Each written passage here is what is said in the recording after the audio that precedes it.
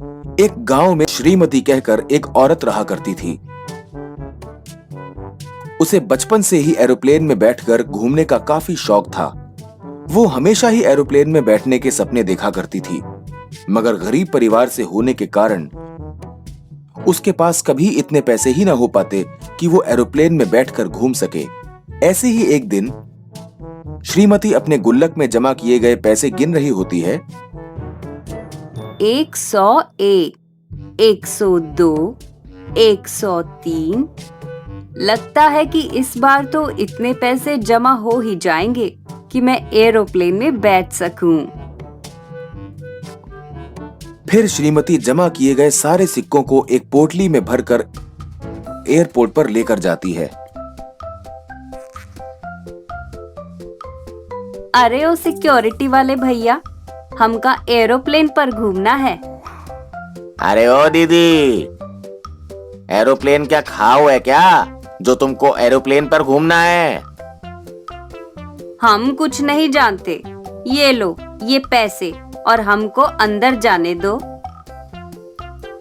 तभी वहां एयरपोर्ट का मैनेजर आकर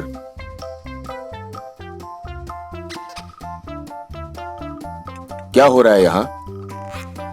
सर देखो ना, ये औरत चिल्लर लेकर आई और कहती है कि हमका एरोप्लेन में बैठना है।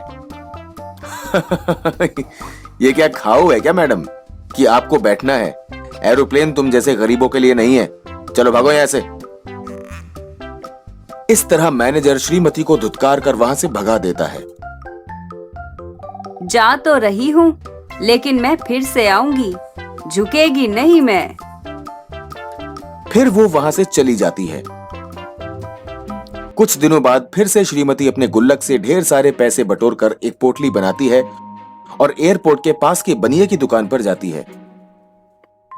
अरे ओ बनिया भैया, ये लो ये पैसे और हमें इसका बंधा दे दो।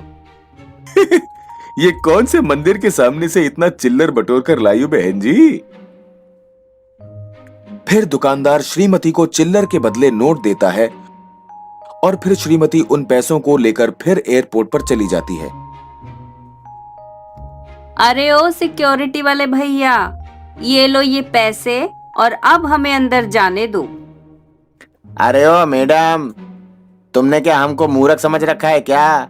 बनिया की दुकान से चिल्लर का नोट लेकर आओगी तो क्या लगता है कि तुमको एरोप्लेन में बैठने दिया जाएगा? चले जाओ यहाँ से, एरोप्लेन तुम जैसे लोगों के लिए नहीं है। फिर श्रीमती वहां से चली जाती है। अब तो कुछ तगड़ा जुगाड़ लगाना पड़ेगा। ये एयरपोर्ट वाले ऐसे नहीं बैठने देंगे मुझे एरोप्लेन में। फिर श्रीमती बन ठन कर अच्छे कपड़े पहनकर चश्मा लगाकर फिर से एयरपोर्ट पर पहुंच जाती है। Welcome madam. Thank you. Shrimati की आवाज सुनकर सिक्योरिटी गार्ड समझ जाता है कि ये वही औरत है। मुझे तुम्हें देखकर ही शक हो गया था, जाहिल। और कितना मजाक बनवाओगी अपना? वैसे किसी फैंसी ड्रेस कंपटीशन में जा रही हो क्या? काफी फनी दिख रही हो ऐसे कपड़ों में। मुझे क्यों एरोप्लेन में बैठने नहीं देते? मेरे पास तो अब पैसे भी हैं बैठने जितने। तभी मैनेजर वहां आकर, मैम, एरोप्लेन में बैठने के लिए पैसों से ज्यादा हैसियत की जरूरत होती है जो तुम्हारे पास नहीं है। अब जाओ यहाँ से, हमारा और खुद का समय बर्बाद न करो। इस बार हद पार हो जाती है और श्रीमती रुआसी होकर घर आ जाती है। तभी वो घर में कुछ काम करने जा रही होती है कि श्रीमती को अचानक से बिजली का झटका लगता है और वहीं उसकी मौत हो जाती है, जिसके बाद वो चुड़ैल बन जाती है।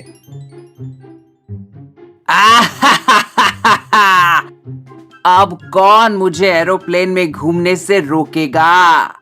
लेकिन अगर फिर से उस वॉचमैन भैया ने मुझे अपनी मशीन से डिटेक्ट कर लिया तो फिर से मैं अंदर नहीं जा पाऊंगी। अब तो मेरे पास चुड़ैलों वाली शक्तियां भी है, तो कुछ तगड़ा जुगाड़ लगाना पड़ेगा ताकि मैं उस एरोप्लेन को चुरा सकूं। फिर श्रीमती घर में यहां वहां उड़कर आइडिया खोजने लगती है। इसके बाद चुड़ैल श्रीमती रात के समय अपने घर की छत पर खड़ी होती है और जैसे ही उसे आसमान से एरोप्लेन उड़ते हुए दिखता है, वो उधर जाकर उस एरोप्लेन पर बैठ जाती है और हंसते हुए आसमान के चक्कर लगाने लगती है। फिर वो एरोप्लेन को एक खाली मैदान में ले जाकर उतारती है।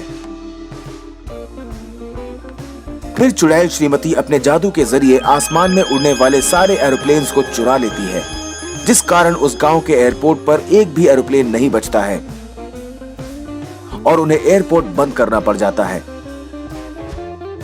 वहीं श्रीमती, अब तो मेरे पास ढेर सारी एरोप्लेन हो गई। अब मैं आराम से इसमें बैठकर घूमूंगी।